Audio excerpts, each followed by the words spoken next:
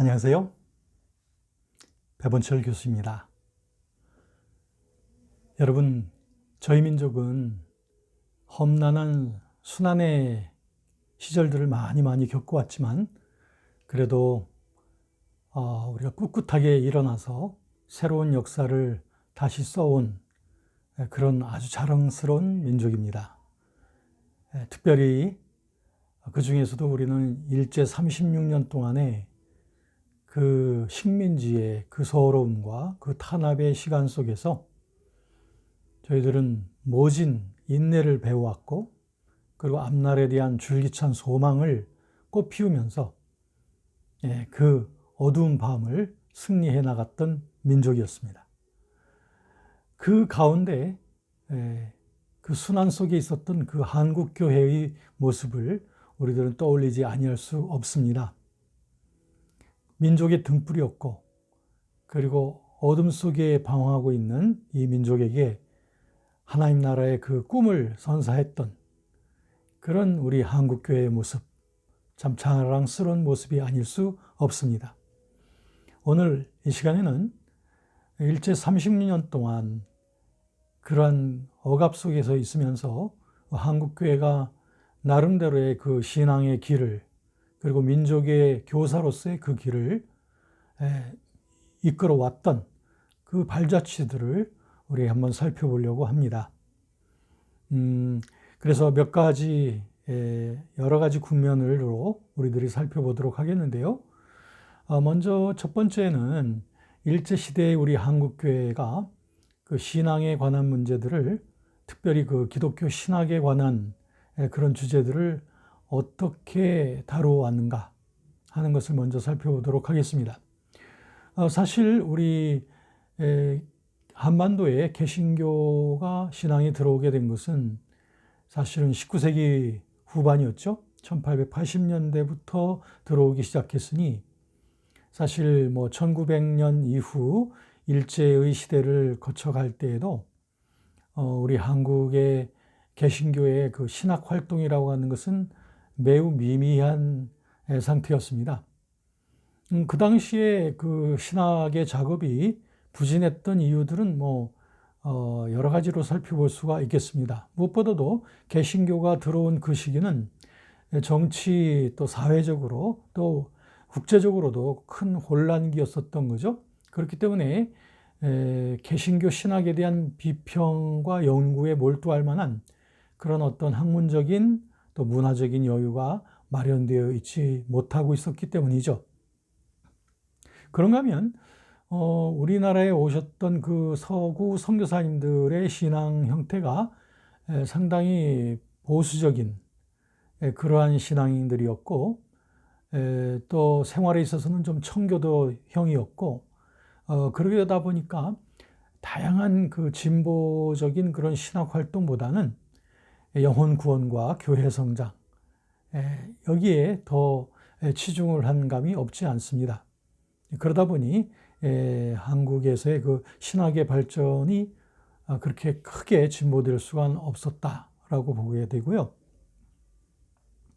그런가 하면은 초기 우리 한국에 왔던 선교사님들의 그 선교 정책은 그 네비우스 선교 방책도 거기에 들어가지만 그 사회의 좀 지도적이고 권력자층의 사람들보다는 부녀자들과 노동자층, 그리고 자녀들층, 이런 대상을 주로 많이 했습니다.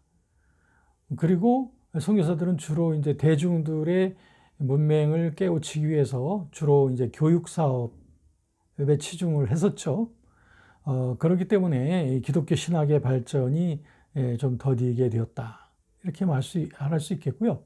그 다음에는 아무래도 그 한국교회가 그 당시 개척기였기 때문에 빨리빨리 목회자들, 우리 한국인 목회자들을 빨리빨리 양성해서 목회를 파송을 해야 되는 그런 임무들을 갖고 있었기 때문에 아무래도 양질의 깊이 있는 그런 어떤 신학에 몰두할 만한 그런 시대는 아직 아니었다, 이렇게 말씀드릴 수 있습니다. 그러다 보니까 이제 일제시대 때 한 1930년대쯤이나 가서야 드디어 이제 한국의 그 신학의 그 신학적인 신학자들의 활동들이 생기게 되는데요. 그 초창기의 그 신학자들은 대개 외국에 유학을 하고 마치고 돌아와서 교육회화하고 돌아와서 우리 한국교회에서 이제 활동을 하는 분들이었습니다. 그런데 이들이 각자 외국에서 공부한 그 수학한 그런 그 분위기나 학문의 노선에 따라서 그들이 한국에 돌아와서 한국에서 가르치는 그 양상이 서로 달라지게 될 수밖에 없었겠죠. 그러다 보니까 한국의 신학계에서는 좀 보수적인 성서 해석을 하는 그런 신학자들, 그리고 또 한편으로는 좀 진보주의적 또는 자유주의적인 그런 어떤 성서 해석을 하는 두 부류로 자연스럽게 나눠지게 되죠. 왜냐하면 그들이 외국에서 공부한 그 학풍이 서로 그렇게 나뉘어졌었으니까 말이에요. 그러다 보니까 한국 교회 내에서 이 유학을 마치고 돌아온 이 신학자 군들 사이에서 이런 그 분열과 논쟁이 일어나게 되는 것을 봅니다. 그렇게 해서 이제 우리 한국 기독교계에서는 이제 최초로 어떤 신학 논쟁이라고 할 만한 그런 일들이 생기게 되는 거예요. 그 중에서 대표적인 것은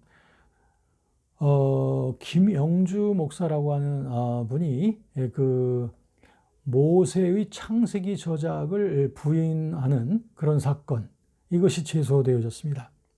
이건 뭔 말이냐면 그 당시 한국의 장로교 신학은 주류적인 것이 좀 근본주의적인 보수적인 입장이었는데 그 만국주일공과라고 하는 그 교사들의 그 공과책에서 창세기의 저자가 모세가 아니라 분명하지 않다라고 하는 그런 내용이 발견되어졌던 거죠. 그러다 보니까 그 보수적인 우리 장로교 신학계에서는 아주 굉장히 그 불씨가 퍼뜨려졌던 것이고, 이것 때문에 성경의 영감성을 부정하는 이런 저자들이다라고 하면서 이제 그야말로 이제 성경 영감성 논쟁들이 일어나게 됩니다.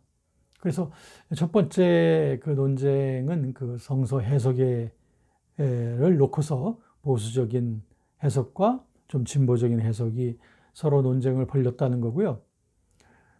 그런가 하면 감리교, 아까 말씀드린 건 이제 장로교의 경우이고, 감리교 같은 경우에서도 그 성경 주석이라고 여러분 아시겠죠? 성경 주석이 발간이 되는데, 이것이 아빙돈 성서 주석이라고 하는 것이 만들어지는데요.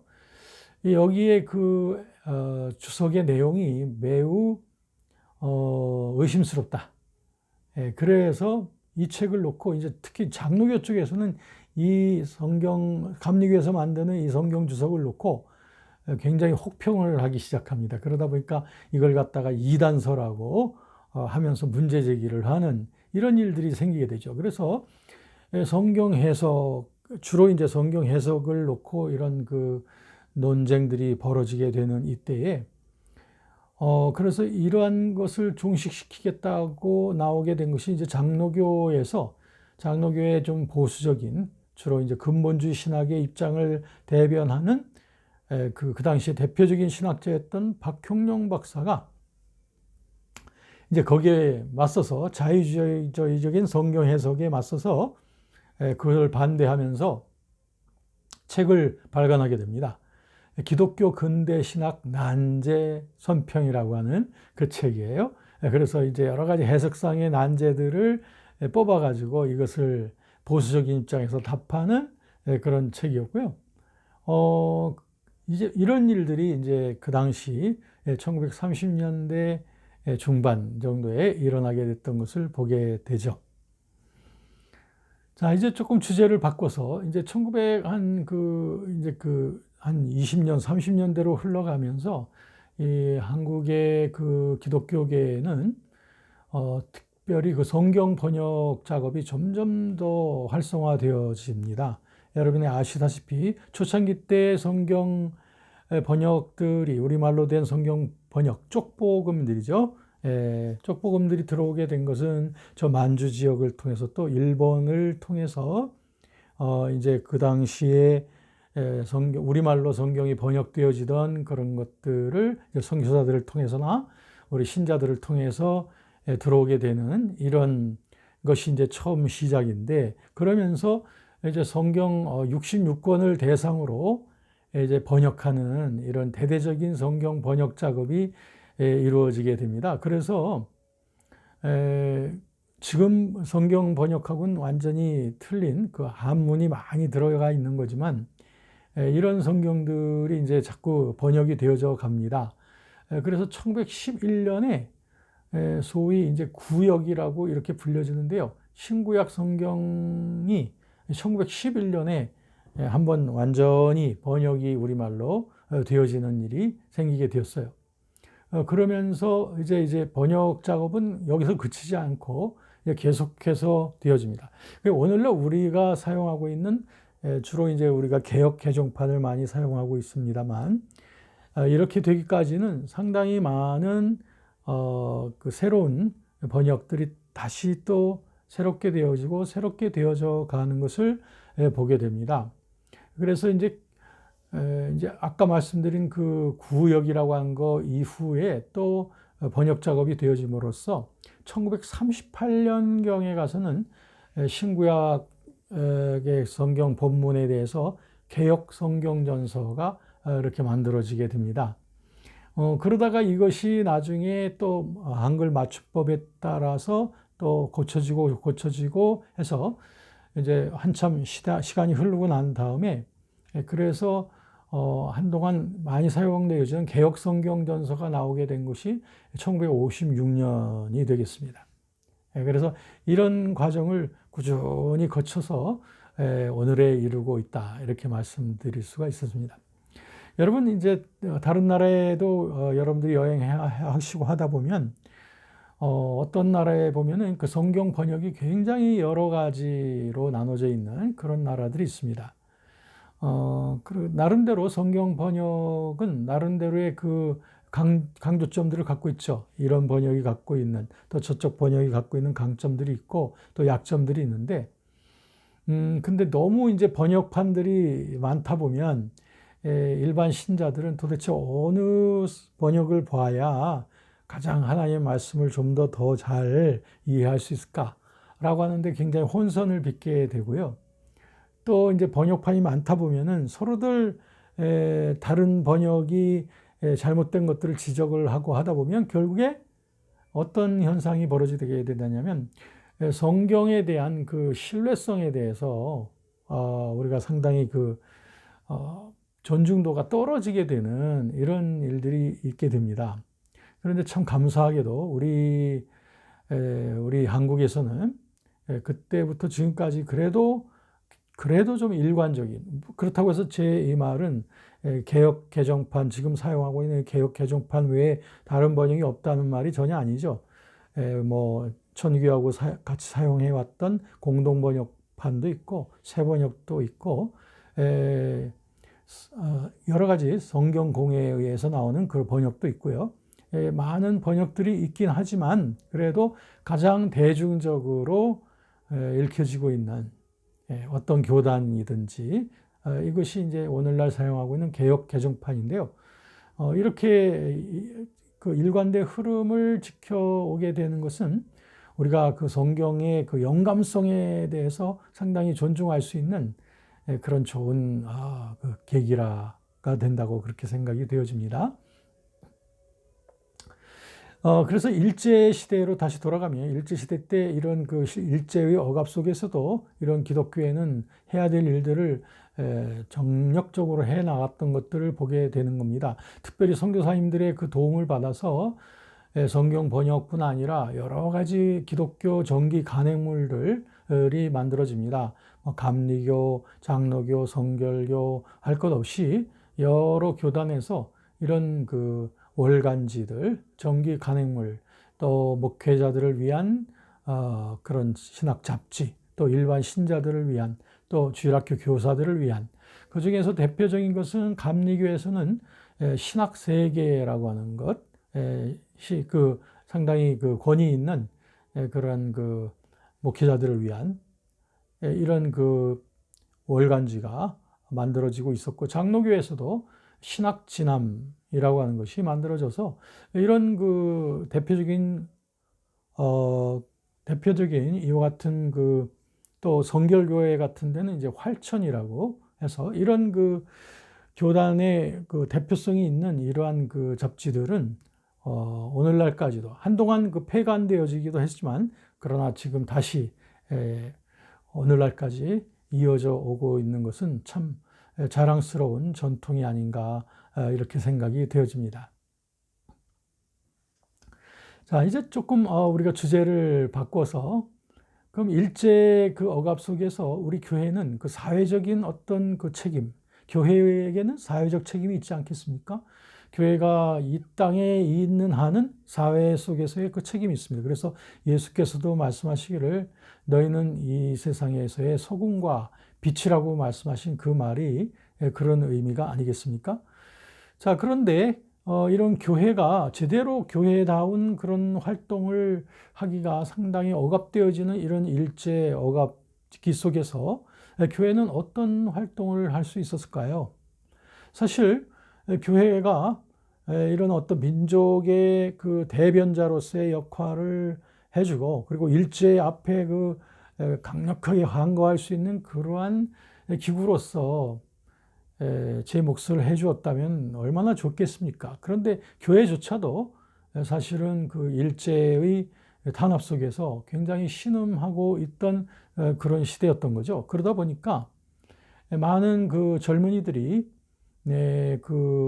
그런 어둠 속에서 뭔가 그 민족의 소망의 빛을 얻어보려고 사실 선교사님들을 많이 기대도 하고, 또 교회에 나와서 교회를 통해서 뭔가 그 한민족의 새로운 소망의 빛을 발견할 수 있지 않을까라고 하는 그런 기대를 가지고 왔던 민족주의적인 그런 청년들이 시간이 가지만, 그러나 이제 교회가 그런 일을 제대로 하지 못한다고 생각하는 그 실망감 속에서 이제 교회를 다시 떠나가게 되는 그런 일들도 많이 있었습니다.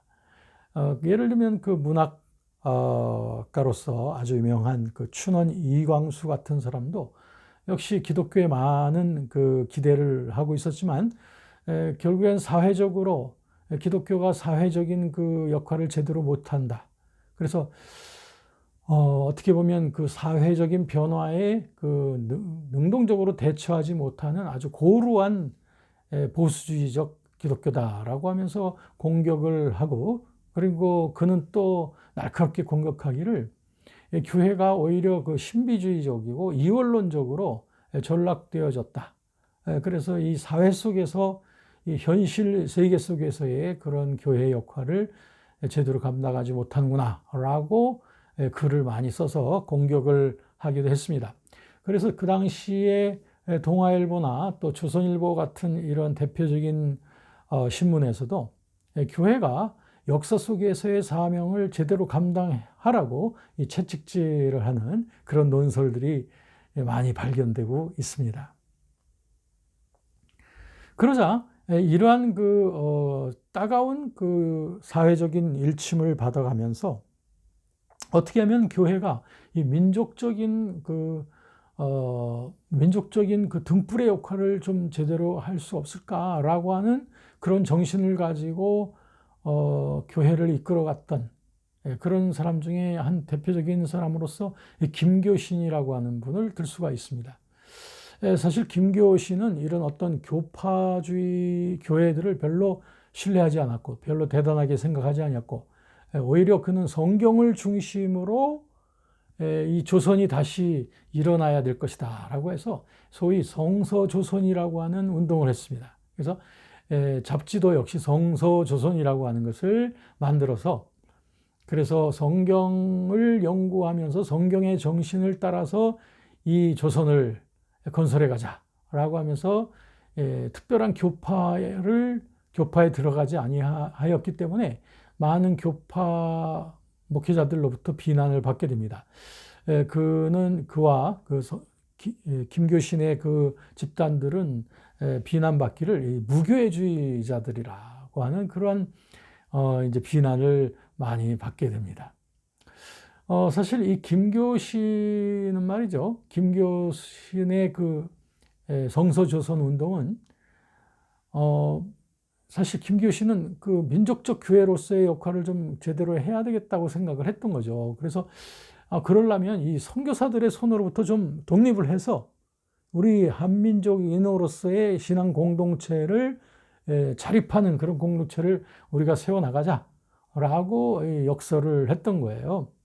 그리고 그는 자기가 갖고 있던 신념이 뭐냐면 일제의 강점기를 만나 있지만 그러나 거기에 그 일제에 대해서 뭐 무력적으로 항거한다든가 그렇게 하지 아니한다 할지라도 조용하면서도 효과적으로 이 세상을 변화시켜 나갈 수 있다고 본 거죠. 그게 바로 뭐냐면 가정교회와 같은 아주 소규모의 성서 그룹을 통해서 거기서 성경 말씀을 접하고 말씀을 실천하고 할 때 이것이 이제 초대교회의 이상에도 맞추어서 살아가게 되고 이렇게 해서 조용하게 세상을 변화시켜 나갈 수 있다라고 했던 거죠. 그래서 그의 책 그 성서조선에는 바로 성경을 통한 조선의 재건설의 그 이상이 듬뿍 담겨져 있다라고 볼 수 있습니다. 그러니까 그의 집회에는 아주 상당히 민족주의적인 색채가 가득했고 또 종교개혁적인 그 의지도 상당히 많이 담겨져 있었던 것을 보게 됩니다. 네, 이런 그 교회의 일각에서의 이런 운동들도 일어나던 그런 시대였습니다. 그런가 하면 좀 더 광범위하게 교회 여러 교파 교회들이 이제 교회가 사회적인 역할을 제대로 감당하자. 왜냐하면 교회가 이런 하나님을 향한 수직적인 역할뿐 아니라 이 수평적인 사회 속에서의 교회의 해야 될 일이 있는 것이 아니냐라고 하면서 이제 여러 교파들이 같이 또는 각 교단에서 이런 사회적인 그 역할을 강조하는 이런 어떤 사회 신조 이런 것들도 만들어서 실천을 하고 그 다음에 사회의 여러 가지 문제, 그 당시에 있었던 뭐 노사 문제라든지 또 산업의 인도주의화 문제라든지 또 금주 운동을 하는 거, 그 다음에 여러 가지 그 풍속을, 나쁜 풍속들을 좀 개선시키는 거, 뭐 이런 것들, 이런 운동들도 적극적으로 행동에 옮기는 이런 교회 활동들이 일어나게 되었죠.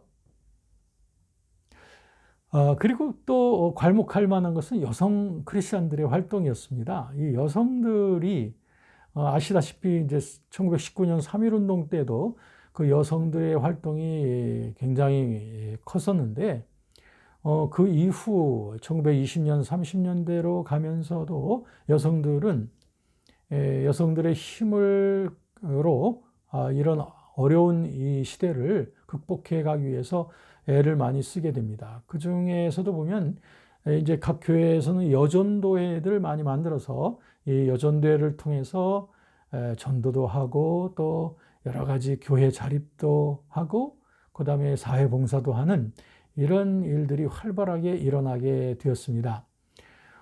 그런가 하면 그 YWCA 활동도 우리 한반도 내에서 크게 일어나게 되는데 그 당시에 아무래도 그 아펜젤러 선교사의 그 소개로 말미암아 이화 학당을 졸업하고서 그리고 나서 가르치고 있던 그 김환란 박사가 이 조선에서의 그 YWCA 활동에 이제 하나의 선두자 역할을 하게 되는 모습을 보게 됩니다.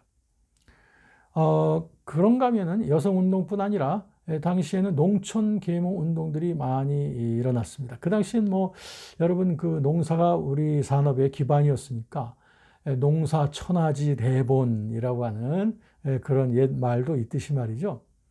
1920년대까지는 농촌의 인구가 전 한반도 인구의 약 80%를 차지하는 것이 농촌 또는 농어촌이었습니다. 그러니까 철저히 농사 중심이었죠.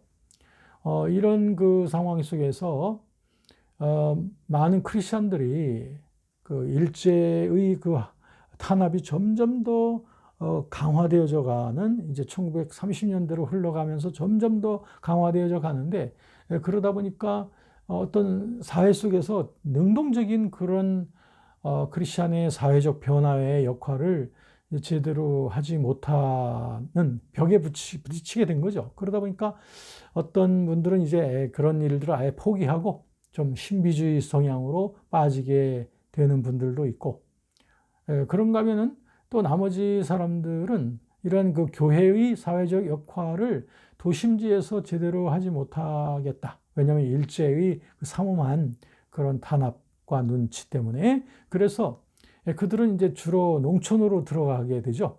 그래서 농촌에 들어가서 뭐 조합 같은 것도 만들고, 그리고 여러 운동들도 하면서, 또 계몽 운동도 하면서 농촌 운동에 그 전력을 쏟는 그런 청년 크리스천들이 많이 일어나게 되는 것을 보게 됩니다. 그래서 그 당시에 그 농촌들이 많이 개량되어지고, 농촌의 위생 문제라든지 농업의 그 협동 문제라든지, 또 특별히 농민들에 대한 또 농민들의 그 가족에 대한 그 교육 문제, 또 농촌을 좀 그 현대식으로 개량하는 것들, 뭐 이런 것들이 다 이 크리스천들이 뜻을 맞는 동지들과 함께 힘을 합쳐서 들어가서 그 마을에 들어가서 이런 개량 운동들을 하게 되는 것이었습니다. 특히 여인들, 교육받지 못한 그런 여인들에 대한 그런 교육, 이런 것들, 또 야학을 한다든지 이런 것들을 통해서 결국에는 크리스천들은 세상 속에서의 해야 될 일을 찾아 나서게 된 거죠. 자, 여러분, 신비주의가 일어나게 되는 것은 보통 세상이 어두워지게 되면 이런 신비주의자들이 많이 일어난다고 해요. 왜냐하면 세상에서 소망을 얻지 못하기 때문에 이원론적으로 빠져들어가는 거죠.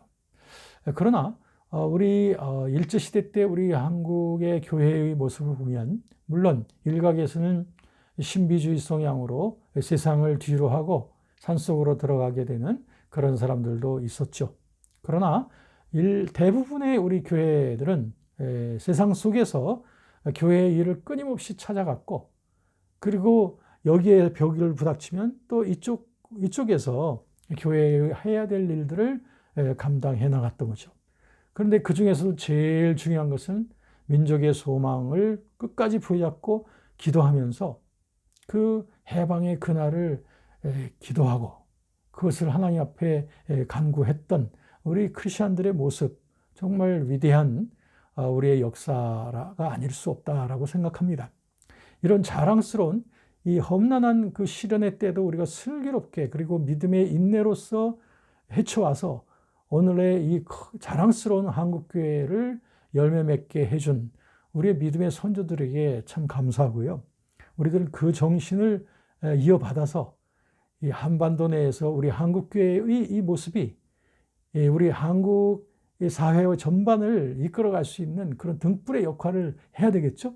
그리고 더 나아가서는 세계 5대양 6대주의 이 밝은 하나님 나라의 정신을 힘있게 선포할 수 있는 우리 그런 순결하고도 그리고 힘있는 우리 한국교회가 되어지기를 우리 다 같이 힘을 합쳐서 노력해 가도록 하십시다. 오늘도 함께 해주셔서 감사드리고요. 오늘의 이 모든 것을 우리의 삶 속에, 우리의 교회 생활 속에 잘 적용할 수 있는 저와 여러분이 되어졌으면 합니다. 감사합니다.